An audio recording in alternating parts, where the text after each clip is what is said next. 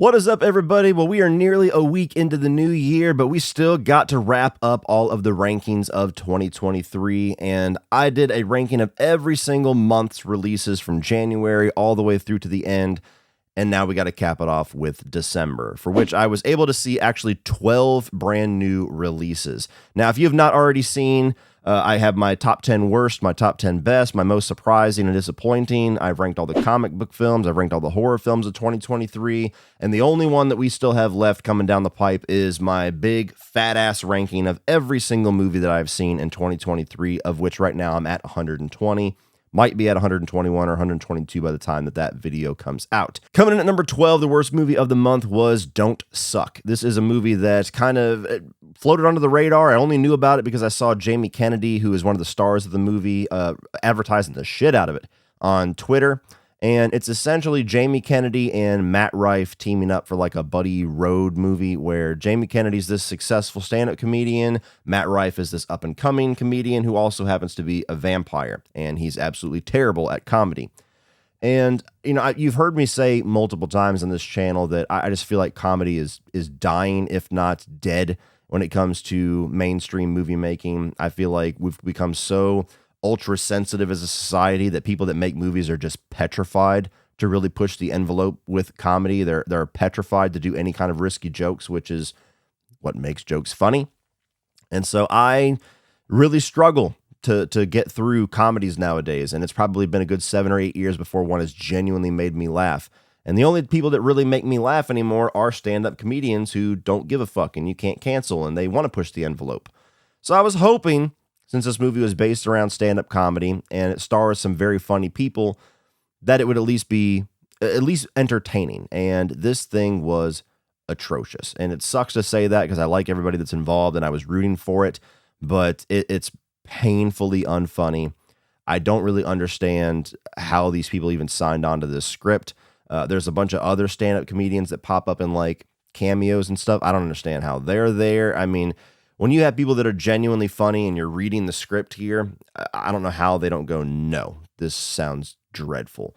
It didn't even feel like the stand-up comedians here were able to like make their own material in their scenes, in their stand-up scenes, which just feels odd to me as well. So this one was a miss all the way around. It ended up in my bottom 5 of the year. Coming in at number 11 is A Creature Was Stirring. This is a monster flick that came out right there at the tail end of the year, and a Christmas creature feature, if you will. Threw it on out of curiosity and didn't know much about it aside from the fact that it starred Scout Taylor Compton. She was the one who was advertising this. So again, I only knew about it because I follow her. And I at least admire this movie's ambition. It's got a lot of bold ideas. It tries to do a lot, but it has nowhere near the budget to pull off what it wants to do effectively. It's essentially a movie where you have a mother and a daughter that are in this house. They're kind of barricaded into it because there's this massive blizzard outside. And the mother is convinced that if her daughter's body temperature reaches a certain degree, that something's going to happen. So she's like trying to keep her daughter calm and cool and collected the entire time. Scout Taylor Compton and her brother break into this house for shelter. And now they're in this situation where they're seeing what this mother is doing to this little girl. And they don't know if they believe it. They're not sure if the little girl needs to be like saved or rescued from this woman. And so it's kind of it starts as a home invasion and then becomes a creature feature. But the effects, while I think still for the little amount of money that they have are decent, they're not great. They're not overly convincing. They are when they're in the shadows. They're not whenever they try to shine a light on it and show you very detailed images of it. But by the end of the film, they tried to kind of pull a little bit of a switcheroo and make the whole thing like this metaphoric thing, and it just crumbles for me. As soon as you get the final reveals in this movie, I think it dismantles everything about the first 2 acts that they were somewhat succeeding with. So this one, admire the ambition, but absolutely crumbles in its execution. Number 10 is going to be Candy Cane Lane, and this is a movie that I feel like I imagined watching it. Like, I don't want to say that it's terrible. Like, it's an Eddie Murphy streaming service Christmas movie. Like, how good could it be? But I popped this on and watched it with my daughter, and I feel like I just kind of went into a trance. Like, there was just nothing in this movie that grabbed my attention, and when it was over, I like immediately forgot everything that I just watched. I know it has something to do with Eddie Murphy kind of having a bit of a rivalry with his neighbors and trying to have the best lawn display for Christmas decorations. And he goes and kind of gets tricked into making a deal with this nefarious little elf, and ends up getting this badass decoration for his yard. But he's going to like lose his soul by the end of the movie if he doesn't find the 5 golden rings. 5 golden rings. And what else happened? I don't know. Eddie Murphy Christmas movie.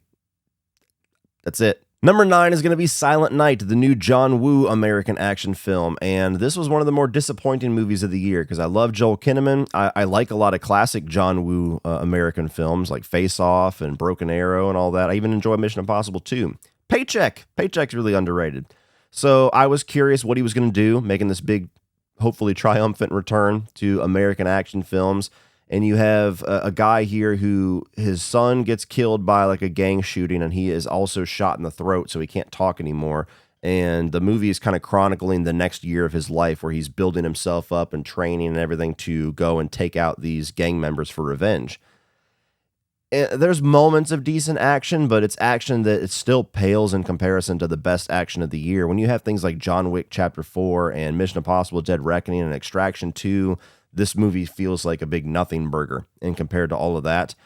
So just action that is way behind the times, in my opinion. Joel Kinnaman does his absolute best. I still think that guy's fucking awesome, but man, do they handicap him and putting him in a character that can't speak. And for some odd reason, they make everybody else a character that doesn't speak as well. Like it goes for this dialogue-free gimmick that only makes sense with Joel Kinnaman's character, but everybody else, like his wife and the cop and the enemies, that they don't talk is just fucking weird and distracting and stupid. So I didn't enjoy this movie at all. To me, it was just kind of a gigantic misfire, and it's a shame. You know, I would have liked to have seen John Woo come back and be like, hell yeah, regaining the throne, but nope. Number 8 is The Sacrifice Game. I first saw this back in Fantastic Fest, but it dropped on Shudder, I believe, in December. And you've got this little murderous cult going on and committing these crimes. At the same time, you have these 2 young girls that are kind of like the holdovers at this this little private school. And so everybody leaves for the holiday, and they are stuck there. They got nowhere to go. So you have them and a couple of staff members. And eventually the murder cult descends onto this little private school. And so it's a fairly entertaining movie. I think that Mina Massoud is really entertaining. He's super over the top, so you're either going to really like what he does or really hate it. But for me, where the movie messes up is that, you know, it sets up all of these seemingly unconnected things going on, but there's one scene in the first act of the film between 2 characters that very much like directly shows you that there's more going on than you think. And it just tipped me off to what the ultimate twist of the movie was way too early and way too directly. So I almost feel like if you took that one scene out of the movie, this probably would have rose at least 2 spots. But for me, the best surprises the movie had in store, it just completely showed its hand. Coming in at number 7 is The Family Plan. I believe this was an Apple movie starring Mark Wahlberg and Michelle Monaghan. And my wife threw this on. I wasn't even really planning on watching it, but sat there and checked it out. And it's decent. It's okay. I mean, it's literally right in the middle of this list. It's essentially a streaming service PG-13 version of True Lies. You got Mark Wahlberg, who's kind of the boring, uninteresting family man, and comes to find out that he actually was a badass assassin back in the day. And his people, his agency that he used to work for, is now coming for him. And so he has to kind of get his family together and get them on a road trip to safety while trying to keep his secret from them. And obviously, he's not able to be successful in doing that. So it's a movie about a seemingly boring guy actually being a badass. It's this family that thinks that he's a boring guy realizing that he's a badass and what they're going to do with that information, and all of them trying to work together as a family to survive this crazy situation. Action's decent. Comedic moments are decent. Like it's absolutely a streaming service movie where it's watchable enough to not click off. Number 6, Aquaman and the Lost Kingdom, the very unceremonious end to the DCEU, and the movie was fine. You know, I don't know how I would have responded to it if it was a different situation and we weren't ending this universe and I just wasn't so checked out and so burnt on these types of comic book movies to where I just don't care. Objectively, it's probably not too much worse or better if you prefer it than the first film. But for me, I enjoyed it significantly less than the first film. You have Jason Momoa here, who's reteaming with Patrick Wilson, who was his brother that he defeated in the first film. Their chemistry and their kind of dynamic is the star of the show to me. That's where it's definitely better than the first film, is just their back and forth. I thought that the main villain, Black Manta, coming back was fairly generic, which sucks because I really liked his character in the first film. I liked what they were building up to. It's still a colorful world. It's still a visually fun world to spend time in, but it just doesn't really have anything in here that I haven't experienced from 24 comic book movies over the last few years. So I'm getting to where I'm not burnt on comic book films. I still want like the Batman 2. I still want things like, if you're going to give me something on the level of Winter Soldier or Civil War or Deadpool 3, like movies that have something that's going to stand out, I am there day one with bells on. But all of these movies that just kind of shoot for a 3-star experience and just dazzle you with special effects and green screen and have floating guy punching other floating guy, I'm just done. I'm just fucking burnt on those movies. I don't care if I go 5 years with seeing another one of those fucking things. Like, I'm relieved that this year we have very few comic book films coming out because I need a break. Number 5 is going to be Rebel Moon Part 1, A Child of Fire, the horseshit PG-13 Netflix is an idiot cut. And, I like this movie more than most people, it seems. I hate the fact that yet again I have to talk about and review and rank a studio cut of a Zack Snyder's film and then have to turn around and talk about a director's cut yet again months later. Can we stop doing that, please? I'm done. I'm a Zack Snyder fan, but I'm done with that bullshit. That being said, the cut that we get here, I was entertained by the movie. It definitely has its issues. You can tell it's glaringly apparent that there is a longer, more fleshed out cut of this movie out there, which is, again, adds to the stupidity and just moronic nature of why you would release this cut when you're on fucking Netflix. But you have a very interesting take on a familiar world where this is going for Star Wars and Seven Samurai and things like that, and Bug's Life, strangely enough. But it was a world that when it started to build itself out, I was intrigued. I was intrigued with these characters, namely Sofia Boutella, the lead protagonist here. I think that some of the action scenes, especially early on, and the ones that close out the movie are pretty well done. Maybe a little too much slow-mo for sure. Zack Snyder went a little crazy with that, but entertaining for me. The movie really falters in the second act where we're assembling the team, because that's where you can tell most of this movie was hacked down, and it gets into this rut of we're going to land on a planet, we're going to see somebody doing something badass, we're going to go recruit them, we're going to get back on the ship, go to another planet, land, see somebody doing something badass, recruit them, get on the ship, go to another planet. And it just does that for like an hour. And so you failed to really know these characters beyond like that one distinguished trait or skill that they have. Like, that's all the character development that they get. And, there's some things that they build up to here that it's definitely a part 1 problem, but I don't know how much of a problem it would be with the longer cut of the film. So it's riddled with issues. This is not a movie I would die on a hill for. I totally understand why some people have just absolutely eviscerated this thing or just really went down on it. And mostly it's because they decided to do the hacked up PG-13 cut instead of actually just showing what the movie was supposed to be. But I was still entertained by it. It still rose above the pack of a lot of these movies in the middle for me. Coming in at number 4 is a movie called Poor Things, and this has been like one of the big award season darlings, and this was just absolutely not for me, and I expected it to be. Like, it's a movie I can admire. It's very well made. It's quirky. It's interesting. Performance-wise, Emma Stone definitely deserves all of the acclaim that she's been getting. She really just lets it all hang out in many different ways. She goes for it in this film. Mark Ruffalo, hilarious in this. A very quirky, off-kilter performance for him that was pretty fun to watch. But like a lot of these award season movies, I feel like these films sometimes really make an effective point within the first act of the film, and then they spend another 2 hours remaking the same point. And that's one of the common thread issue that I have with a lot of these awards darlings. And I absolutely had that here. It's like you have a riff on Frankenstein here, where Willem Dafoe reanimates a body, and that is Emma Stone's character. She has a child's brain, and so she's rediscovering the world, and then very quickly is discovering her sexuality and kind of liberation and all of that. And so it's like, okay, female empowerment, female sexual liberation, and all. Okay, I get you. I get what you're going for here. And then it just keeps going for that for another 2 hours.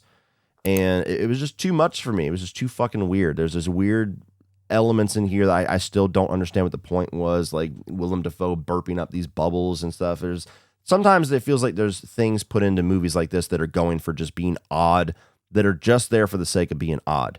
And I just don't know what they add or what the point is there. And so an odd experience, not a movie that I would ever have high on my list for the year. It's not going to be high on my list whenever I rank all these films for the year. I can admire what they were going for, not for me. Coming in at number 3 is a movie called Wonka, and this was definitely the feel-good, enjoyable movie of December. I took my whole family out. We had a really good time, then eventually watched the original again at home on 4K. So I really love the original Willy Wonka and the Chocolate Factory. I'm not really a fan of the Tim Burton one, and I've been looking forward to this movie for quite a while because it was very clearly going to be tied and harkening back to the Gene Wilder Willy Wonka.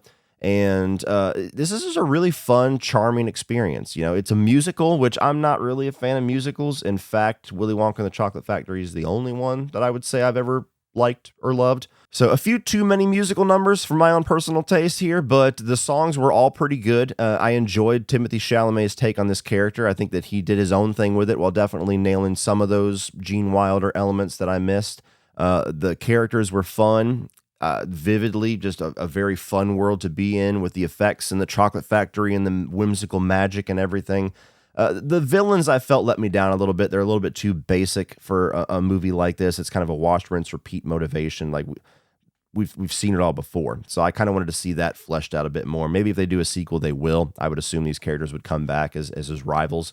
But yeah, just a really fun, charming family event of the month, and I enjoyed it. Coming in at number 2 is a movie called American Fiction, and this was not on my radar at all until everybody started talking about it. I had a screener laying off to the side, so I popped it in, and this is one of those awards contenders that absolutely is my thing, and I really, really enjoyed this one, and I admired how clever and smart it was with getting its message across, which is something that as a society, we become extremely sensitive to nowadays, not like just with comedy, but when a movie or a filmmaker or a writer feels like they got some kind of a social message they're trying to put across, we put our guards up because 9 times out of 10, it's very clunky. It's very heavy-handed. There's no subtlety whatsoever. And so it just feels like you're being shouted at through a megaphone.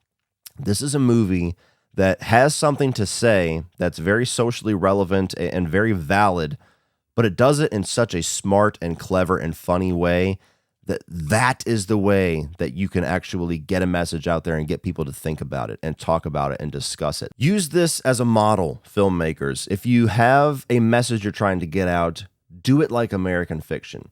So you have Jeffrey Wright here, who's an actor that I love. I've loved him ever since the first Shaft movie. People Hernandez. This is Egyptian cotton, motherfucker. But he is this writer, you know, he's this scholar, this very well-educated man, and he hasn't really had too much success with his writing career. And the movie's almost like 2 different films at once. You have this family drama to where he has this mother who is going through Alzheimer's. He has a brother who is kind of a drug user. He's also gay, and his mother doesn't quite accept that. And so there's family drama going on there when he's kind of going back and diving right back into this family issue and trying to navigate all of that. That's a very compelling movie in and of itself.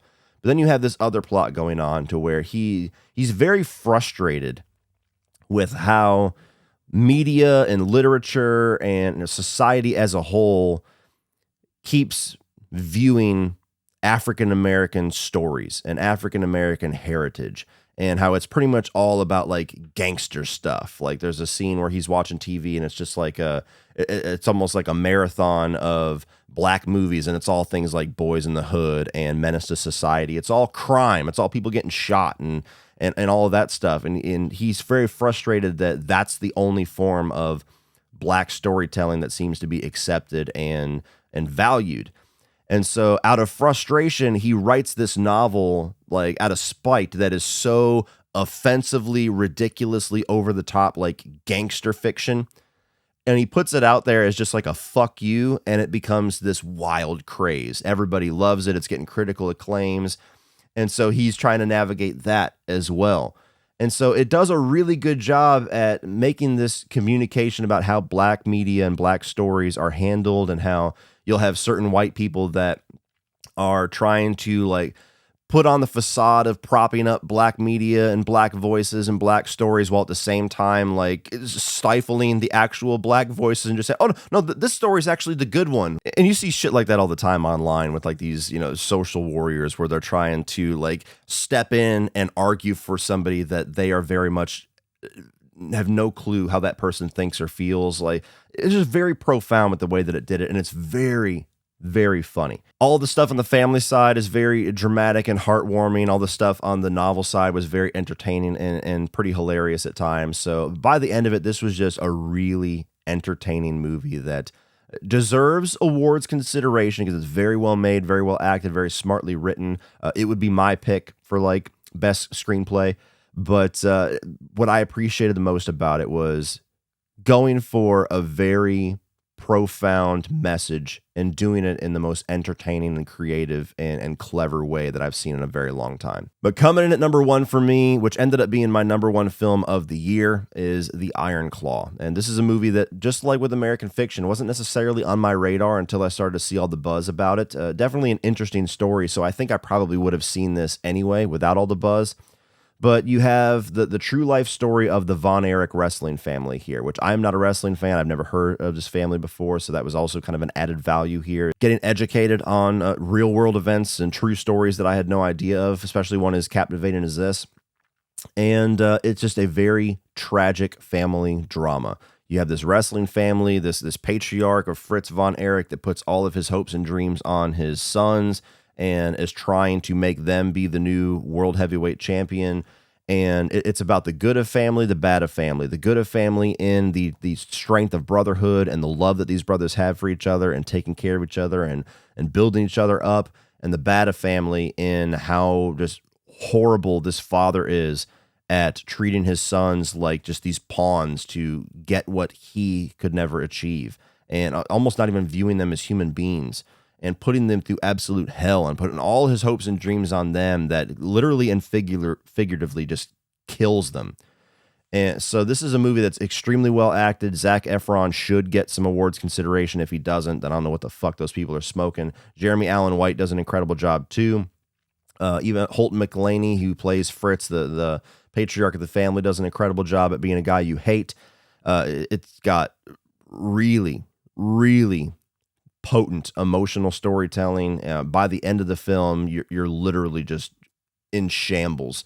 If you have any kind of emotional depth whatsoever, I don't see very many people making it through the end of this film with a dry eye. If you have somebody like me that very much the themes of fatherhood and brotherhood is very close to them and can choke them up pretty easily, this is like devastating of a movie to watch. I go into it much more in depth in my review and even in my top 10 movies of 2023. I don't want to repeat myself too much here, but this was an incredible movie. This was the most impactful movie that I saw in the year, and it ended up being the most valued movie experience that I had last year. Well, that's it for this one, guys. If you enjoyed that, please click over here for the playlist of all of my 2023 little month wrap-up rankings. I'm also going to put my review of the Ironclaw up here. Like, share, hit that subscribe button so you don't miss everything in the future. And as always, remember, opinions are like assholes, but that doesn't mean you have to be.